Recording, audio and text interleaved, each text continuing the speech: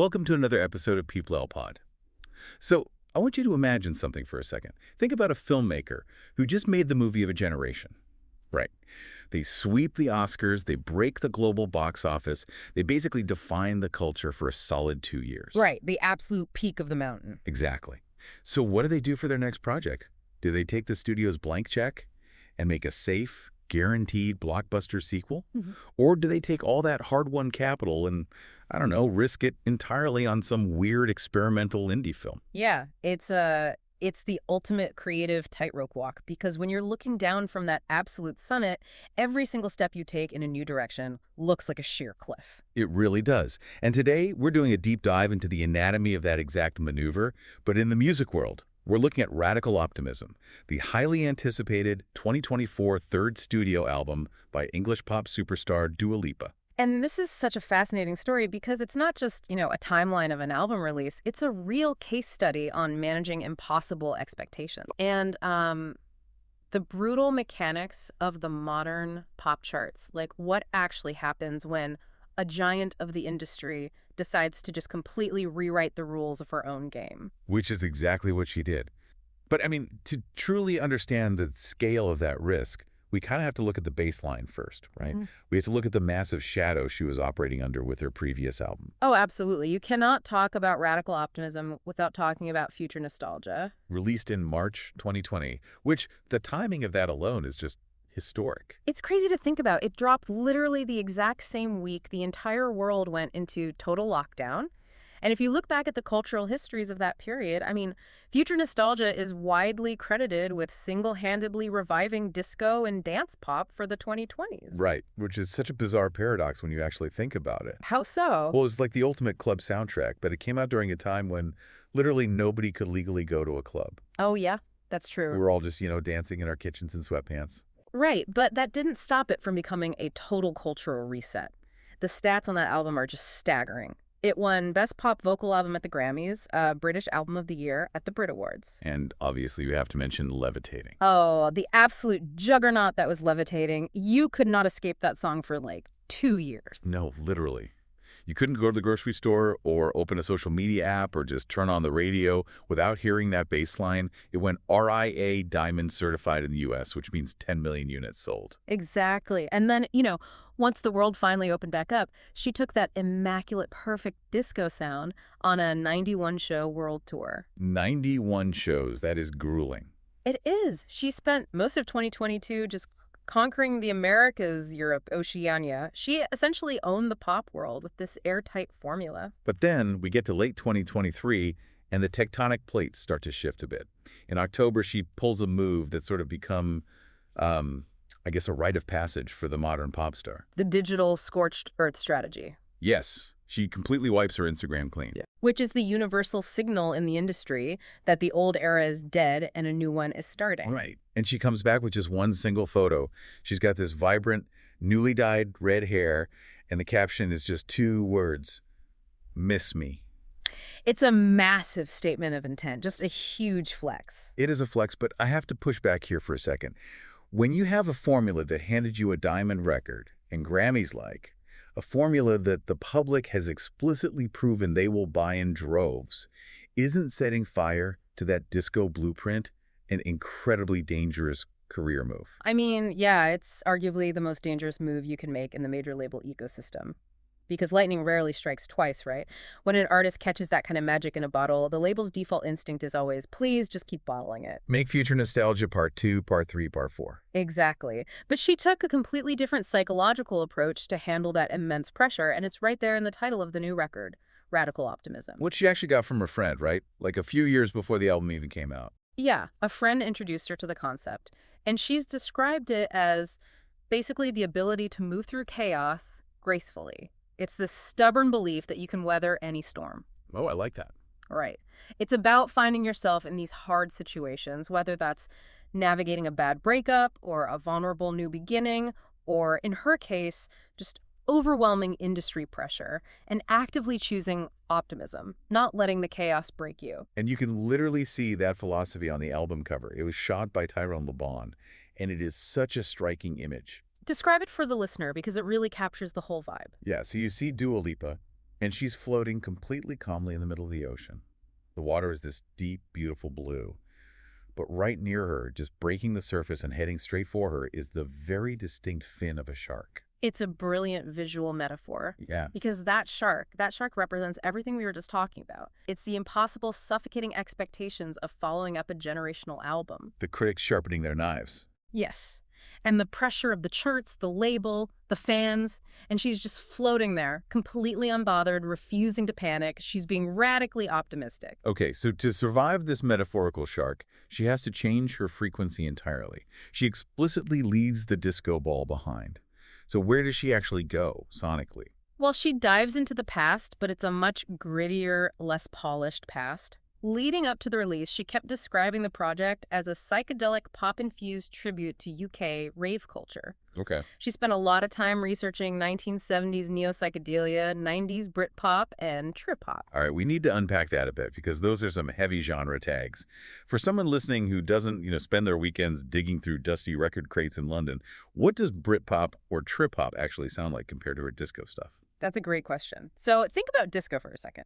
Disco is incredibly tight. It's locked to a computerized grid. It's shiny. It's precise. Very glossy. Right. But Britpop, which exploded in the UK in the 90s with bands like Oasis and Blur Britpop, is much more raw. It's guitar-driven. It has this swaggering, confident freedom to it.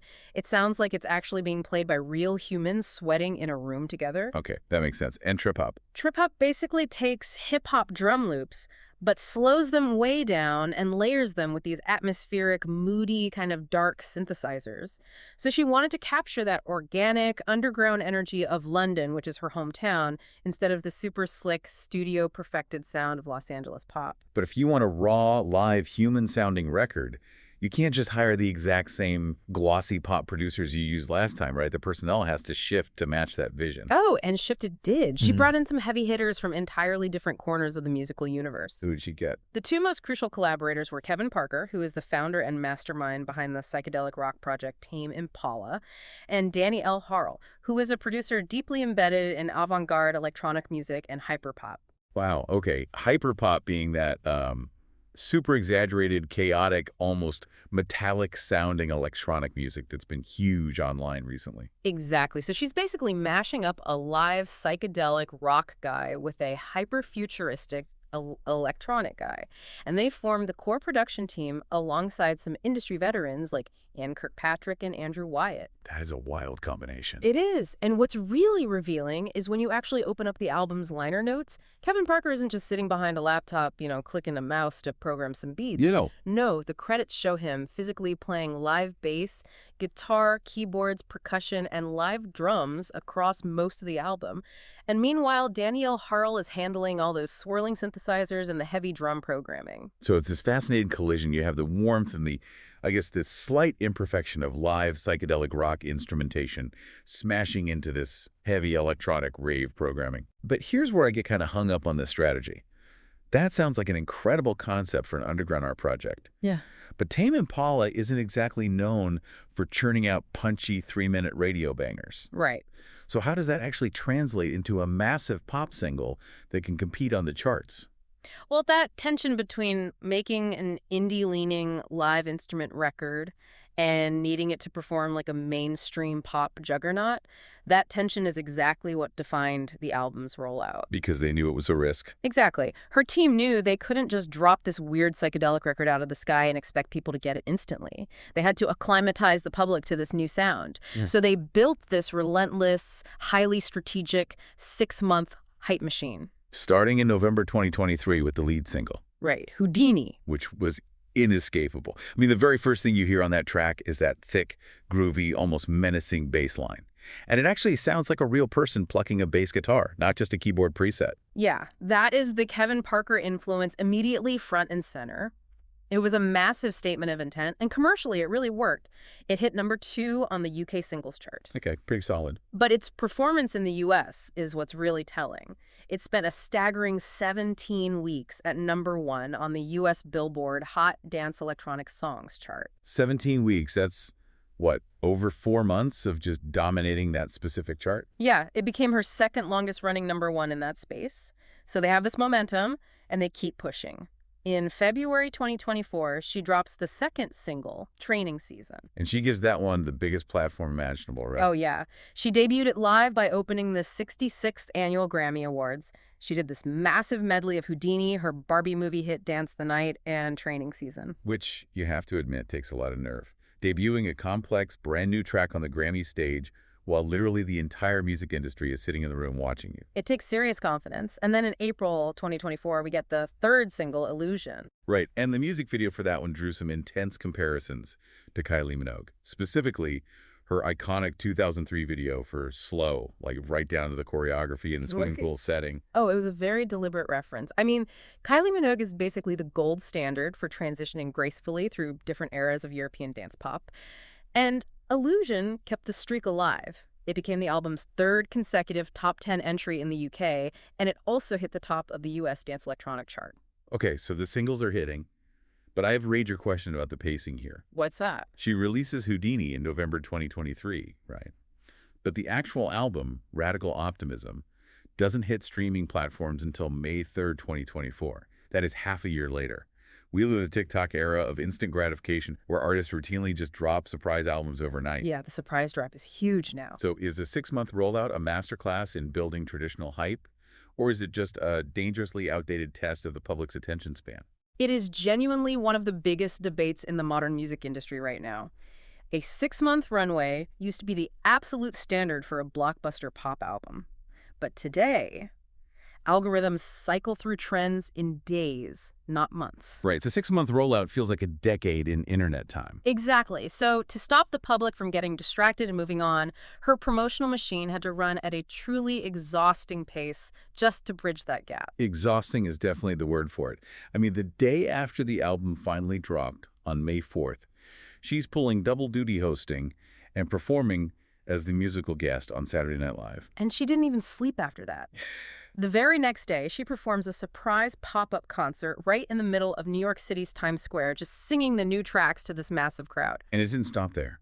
She's doing private acoustic sets for corporate conventions in Barcelona. She's recording BBC Radio 1 live lounge specials. She's at the Time 100 Gala. She is quite literally everywhere. Completely blanketing the media ecosystem.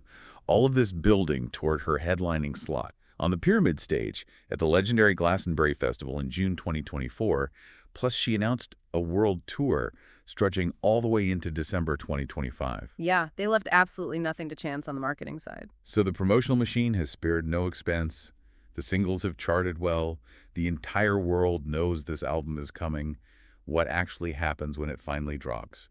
Because from what I've seen in the sources, this is where the story hits some serious turbulence. It does. It becomes this textbook case study of how deeply fractured music consumption is today. It's essentially a story of explosive initial triumphs clashing with some really intense critical friction. Okay, let's start with the triumphs. What did the immediate data look like? So, in the United Kingdom, Radical Optimism debuted at #1 on the UK albums chart. It moved 46,300 units in its first week. Which, contextually, was the biggest opening week for any British female artist since Adele released 30 almost 3 years prior.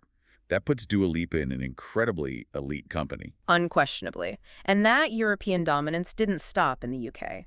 It debuted at #1 in France, where it eventually went platinum. It hit #1 in Spain, Austria, and the Netherlands. It was just a conquering success across the continent. But the U.S. market is always a different beast entirely. How did it fare over here? In the U.S., it debuted at #2 on the Billboard 200, moving 83,000 equivalent album units. Wait, pause for a second. Can you explain the equivalent units math? How does that actually work today for the charts? Sure. So in the old days, you sold one CD, you got one sale. Pretty simple. Today, Billboard uses a formula to combine physical sales, like your vinyl and CDs, with streaming numbers. So roughly 1,500 song streams on a platform like Spotify equals one equivalent album unit. Got it. But here's the interesting part. Out of that 83,000 total for Dua Lipa, 51,500 were pure album sales, meaning fans actually went out and bought a physical copy or a direct digital download. Oh, wow, that's a huge ratio of pure sales. It is. That actually made it the top-selling album in pure sales that entire week. And it was her highest first-week sales and highest chart position ever in the U.S. The only thing keeping her from the #1 spot was Taylor Swift's The Tortured Poets department. So, objectively speaking, by the raw numbers, it's a massive commercial victory right out of the gate. But the critical reaction was, to put it mildly, fiercely divided. It was incredibly polarizing. It earned an aggregate score of 73 on Metacritic. Now, that generally means favorable, but when you read the actual text of the reviews, the dissonance is really loud. Right. And the praise was definitely there. I mean, the Sunday Times was glowing. They praised the sonic detailing of the production. They called out several tracks as genuinely fantastic songs befitting of a star. Yeah, their core argument was basically, is it the most radical thing ever made? No. But is it a great pop record? Absolutely. Right. And the Evening Standard also pointed out that while the title Radical Optimism sounded a bit like an inspirational fridge magnet. Ah, that's harsh but fair. Right. But they admitted the album itself housed some real dance pop gems. But the pushback from other outlets was surprisingly sharp. Some critics felt that by stepping away from pure, polished disco, she just ended up in this murky middle ground. That same Evening Standard review actually also referred to it as a slightly half-hearted experiment. Yeah, and Paste magazine was pretty tough on it. They felt the album lacked depth and risk, and they described it as just a series of vignettes rather than a fully realized statement. But I think the most brutal assessment came from the line of Best Fit. They wrote that while her production choices proved she had the pop part down, the star was still lacking. The star is still lacking. That's a really heavy hit. It is. And it seems like that critical friction, or maybe just a disconnect with the general public's expectations of what she should sound like, really impacted the U.S. chart performance. Yeah. Because after that record-breaking debut at #2, the drop-off was steep. Yeah, it's a fascinating statistical contradiction. In week 2 on the Billboard 200, Radical Optimism plummeted 19 places down to number 21. Yeah, and the pure album sales dropped by 70%. Ultimately, the album spent a total of 15 weeks on the Billboard 200, which is her shortest stay for any of her albums. Okay, but this is where I really have to challenge the narrative. Yeah. You read the headlines, right?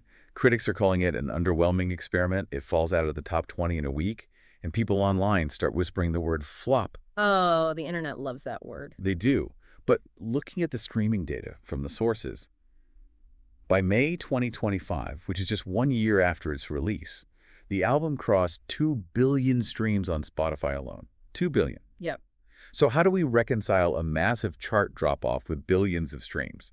Are traditional album charts just fundamentally failing to measure how pop music actually works today? You've just hit on the biggest blind spot in modern music criticism. We're dealing with two entirely different ecosystems now. Think of physical, pure album sales like a stick of dynamite. Okay, dynamite. It relies on day-one superfan hysteria.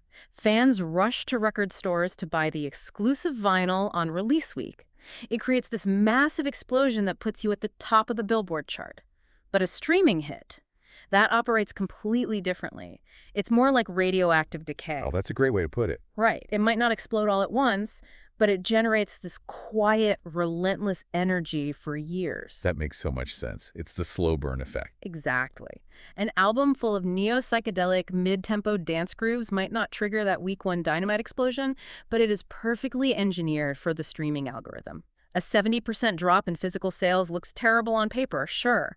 But hitting 2 billion streams means millions of people are actively adding these songs to their workout playlists. They're playing them in their cars. They're letting them run in the background while they work, day after day.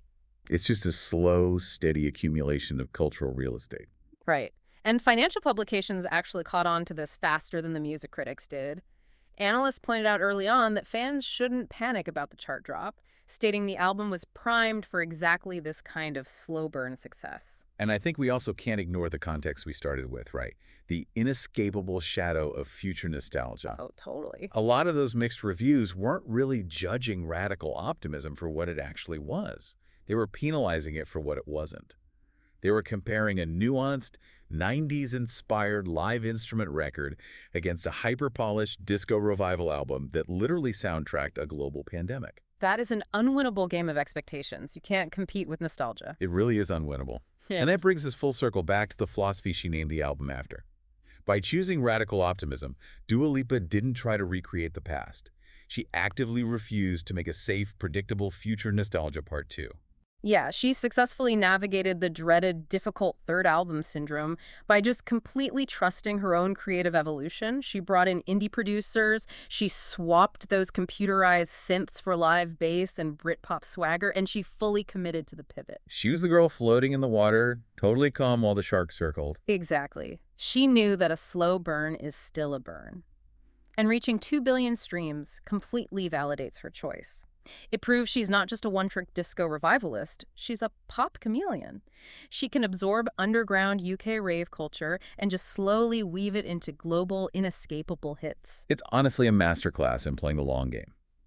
But looking at how this all unfolded, it leaves you with a really compelling question about the future of the industry. What's that? Well, as streaming algorithms increasingly favor and reward these slow-burn, playlist-friendly hits that quietly rack up billions of plays over several years, will the era of the explosive, culture-stopping day-one pop album premiere eventually die out entirely? Like, will we ever see another monoculture music moment where everyone on Earth is listening to the exact same thing on release day? Or are we all just slowly burning on our own individual playlists? That is a fascinating question to leave it on. Something to mull over next time you're updating your Spotify queue.